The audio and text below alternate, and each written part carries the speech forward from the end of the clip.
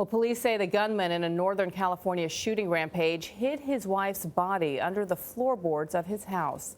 Kevin Neal killed 4 other people Tuesday before police killed him. Surveillance video shows how he targeted a local school. Jamie Yuccas is at Rancho Tehama Elementary, where we're learning just how close it came to a massacre. Jamie, good morning.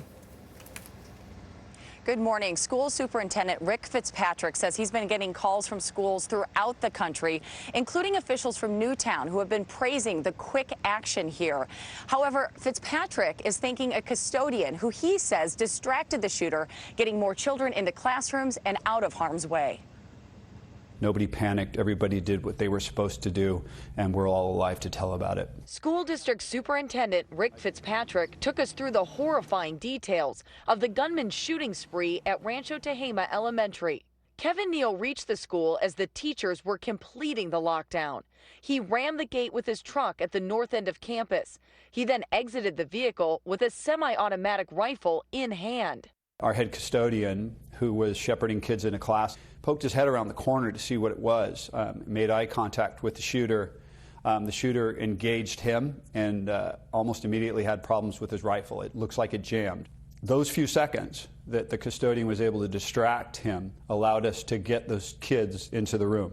Fitzpatrick says the shooter then ran into the center of the school grounds. At that time, he opened fire on the windows and the doors and the walls of the classrooms in the quad on all 3 sides. He was looking to kill people. His face was filled with violence, and quite frankly, the word that easily comes to mind is evil. There was no doubt in my mind that he intended to take life, and as many as he could.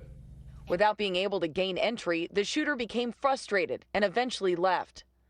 At a vigil last night, we spoke with Jennifer Ballman, a 1st and 2nd grade teacher at the school who helped lock it down.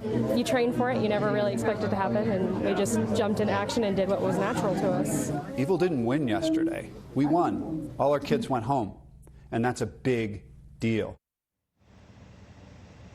Police believe the shooter built the assault rifles he used in this shooting. That's because last February there was a restraining order in place after an assault with a deadly weapon that would have prevented him from purchasing or owning firearms. At that time, he did turn in weapons. We're told the 2 handguns found by officials did belong to someone else. Charlie?